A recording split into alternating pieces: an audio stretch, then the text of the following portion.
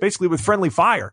So if you're an NFL player and you say, okay, I don't have that long to play in the game and I could get seriously injured and end my career on any play, why do I want to be in a situation where I have absolutely no chance? I'm going to look like crap on film. It's going to hurt me down the road that I was a part of this team and we couldn't figure out a way to even be competitive. I think that's the biggest difference you see here is NFL players don't want to be a part of a tanking situation. And that's exactly what Miami is doing. When you trade a potential Pro Bowl left tackle in the NFL today, the way that they are prioritized, you don't get players back. You're just getting picks. And the guys you get back aren't going to be role players for your team, or that's all they're going to be is role players. They're not going to play a starring role. You're telling your team, look, we're giving up for this year. We are absolutely looking to the future. And as a franchise, that's fine. I understand directionally what they're trying to do because you don't want to get caught in mediocrity, and that's where Miami has been. But the message to the players is we don't give a damn in the front office. And I think the players, especially the players today, are like, well, if you don't care, then we absolutely don't care. And I think that's why in Miami, it could get really, really ugly. Eric, I don't know how good the Ravens are. I don't know how good Lamar Jackson is. Like, that's all everybody's talking about is touting how great he is. But Miami in that game gave absolutely no effort. None at all. They didn't give any in the run game. They didn't give any on the defensive side. Special teams were a joke. And I don't see how that's going to just continue to change for this team, how somehow they're going to find their way. You look at the weapons on this team, they're names that most people wouldn't even recognize. Outside of a guy like Devontae Parker and Allen Hurns for what he did in Jacksonville and getting that horrific injury last year in Dallas, people don't even know these guys. Kenyon Drake, maybe. That's it. You just don't have players that people even recognize. Miami's done a phenomenal job of putting themselves in a position for the number one pick. But I think it's going to get really ugly there this year, Eric. I don't think there's any way around it at this point because the organizational message is we want to lose. All right, Eric, I got to get to a touchy subject for you because I'm going to make you happy and probably make you sad at the same time. So the teams that you root for were a tale of two halves. So we had your Jets that looked like they were sitting pretty up double digits versus the Bills at home. And the Eagles, not so great in the first half at home, getting beat by the Redskins. We turn around and the Buffalo Bills are winning against your Jets, and the Eagles have come back against the Redskins to get a big victory in their division at home to start their season and stop what would have been a God only knows what would have happened in Philadelphia if they had lost that game. So, Eric, which result surprised you the most on Sunday? The one that actually surprised me the most was the Jets. Here's a team that had 4 takeaways. They were up 16-0. And they blew the game. So it was the first, I actually saw a stat on Twitter, that it was the first time in over 3 decades that a team had 4+ takeaways and had a 16-point lead and lost the game.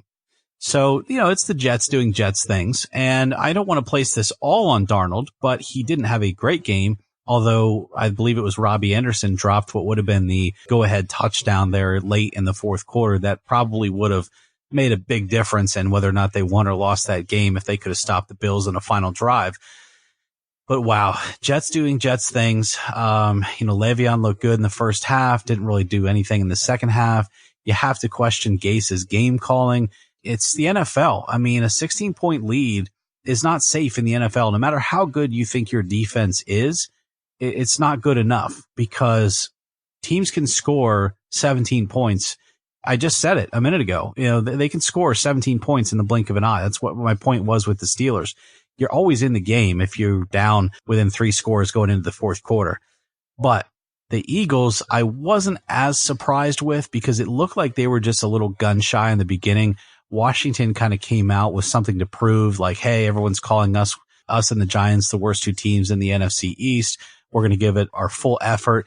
Case Keenum, to his credit, had a great game. I mean, his stat line was phenomenal. Nearly 400 yards, 3 touchdowns, no interceptions. I think he only took 1 sack. So, I mean, Keenum looked fine.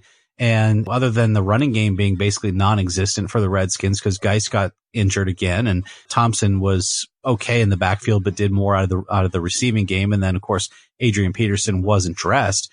Which I thought that was a dumb decision anyway from the Washington coaching staff, just because what if Geis gets injured in the first quarter and Thompson gets injured in the second quarter? I mean, then you have no running game. That just doesn't make any sense to me. But either way, the Eagles didn't worry me because they've traditionally been a little bit more of a second half team under Doug Peterson as well. So I just felt like it took them a little bit of time to get their wheels turning. But once they did, you saw what a guy like Deshaun Jackson brings. Alshon Jeffrey wasn't even featured in the first half. Neither was Zach Ertz. Neither was Nelson Aguilar. And yet Deshaun Jackson was burning them over the top. So I think once they get things clicking in Philly, they could be a scary offense like the Chiefs, or the Patriots. But I will say this. You do not want to spot every team in the NFL a 17-point lead, because you'll lose more of those than you'll win.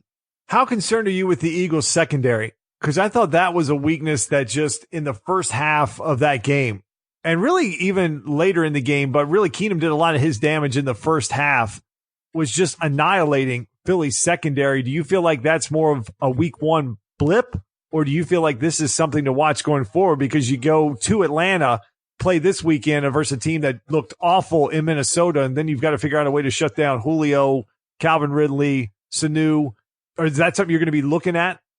Oh, absolutely. I think the Eagles have always been a little bit stronger in their linebacker core, and then of course on the line, and their secondary has always been sort of the secondary portion of their defense. You want guys like a Malcolm Jenkins to step up for you, but he can't cover the whole field. So you've got to have your corners and your safeties doing a bigger portion of the job there. So yeah, it's been a concern of mine for a couple of years, actually. But I mean, they let Washington go ahead and get another score to close up that gap near the end of that game. So you got to keep things under control, and Wentz can only do so much. So yeah, I've got to see more from that secondary. I've got to see them shutting down that quarterback. You know, a guy like Case Keenum throwing for almost 400 yards in week one doesn't give me a whole lot of confidence for that secondary in the future, but they'll button that up, I believe. Yeah, after watching Case Keenum for an entire 16-game season last year, I either feel extremely bad about Denver's offense, which I already did, or I feel really bad about your secondary. So I'm not sure which one's going to play out here. But, hey, the Jets lost.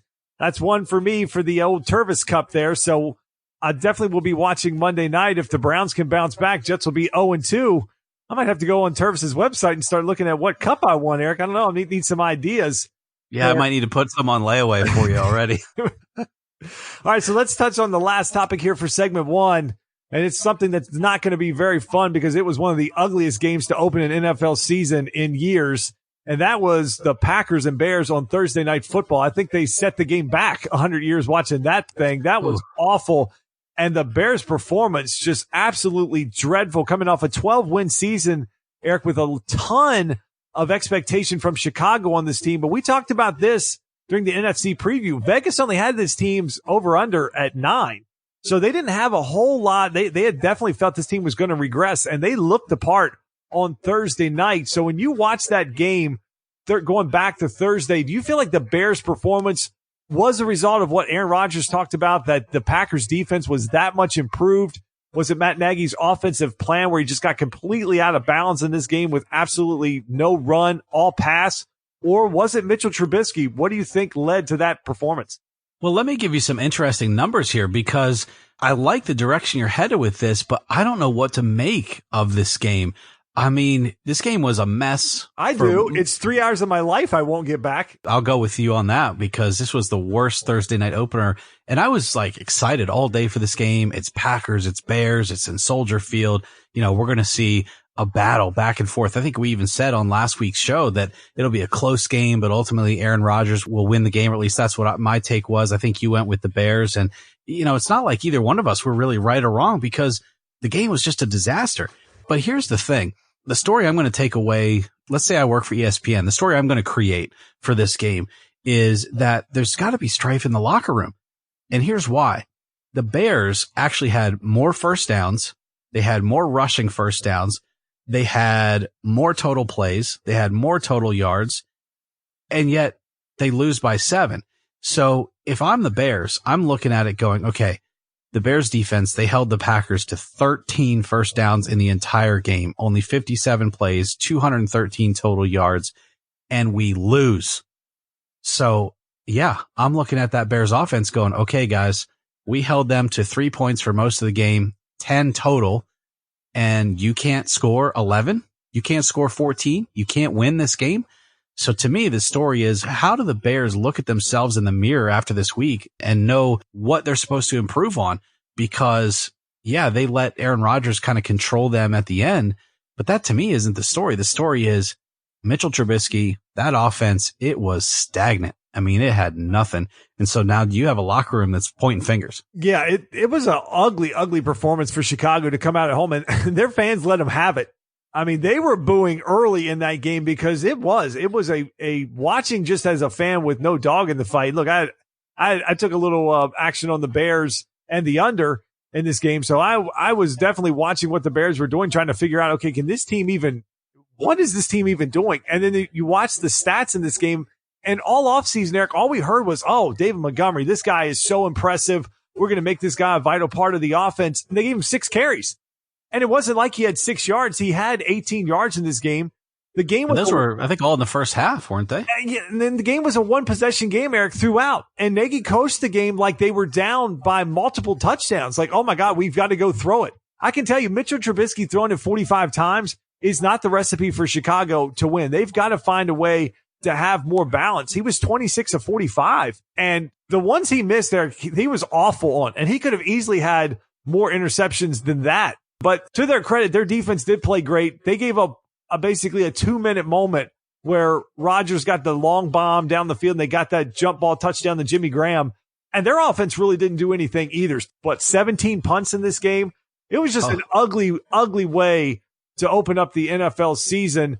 And the Bears, they traveled to Denver, so they'll get the Vic Fangio rematch coming up. And that game could be really ugly because Denver offensively looks inept and their defense didn't look great. I would think that they're going to be improved at home, but there's a lot of holes in the Bears that really, I think we were both down on them. I think I had them at the number 9-7 because I felt like the division improved. I didn't see that Chicago did that much to improve this roster, and they look like they regressed. Now they lost week 1 last year, Eric, as well, but I tell you one thing, you come out at home in your season opener and this whole 100th year celebration and you put up 3 points, that is not a good look. And the one thing I got to say about Trubisky too, because he showed a lot last year, but he had no rushing really to speak of in this game. And then the other thing, I can't remember if it was you or one of my other friends as we were watching the game and texting back and forth, is that he throws the ball with the same speed and strength, whether he's throwing it 4 yards or 40 yards. Yeah. And I feel like he hit Tyreek Cohen and Montgomery and even Allen Robinson sometimes in the flat. And that ball's going like 90 miles an hour. There's no touch at all. So he really needs to work on that. I never knew what to make of him last year. We spent quite a bit of time talking about that where I couldn't buy into him. We both took the Eagles. Well, I think I took them. I think you stayed off of them because you were trying to do a little reverse psychology. But I didn't like them at home in the playoffs versus the Eagles last year because I just didn't trust Trubisky. I feel like they've got to get back. It's almost a little bit of like what Dallas messes around with Dak Prescott. You've got an athletic quarterback. I'm not saying you have to run him on every play, but you've got to move him around, get him outside the pocket, at least make the defense think that he's going to run the ball. It's going to open up stuff for you down the field. I thought the Bears were just an embarrassing performance, just completely let down by that Bears team and their fan base. They had every right to boo in that game. And what's funny, Eric, is the Colts fan got taken to task for booing Andrew Luck, and the Bears fans actually seemed to get praised for giving the Bears hell throughout that game. It's just weird, again, just the inconsistencies in the media. All right, Eric, so that's going to wrap us for segment 1, our On the Field talk here in episode 304. When we come back from the break, we'll talk about all the stuff that's happening off the field with Antonio Brown. I think we could do 3 or 4 shows on this guy. He has given us a ton of content. He's gotten his way out of Oakland. He's now a Patriot for now. He may find his way onto a new team called the Commissioner's Exempt List. We'll talk about all that and more when we come back.